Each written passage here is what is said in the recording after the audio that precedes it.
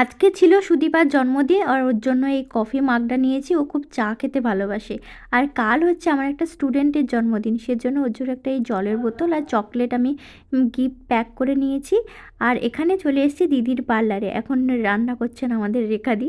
তো সুদীপা দিদির ডান হাতি বলতে পারো, দিদির পার্লারেই থাকে। আর আমি দেখো লঙ্কা কাটছিলাম, সেই হাতটাই চোখের মধ্যে ডলে দিয়েছি আর চোখ পুরো লাল হয়ে গেছে, জ্বালা করছে প্রচণ্ড।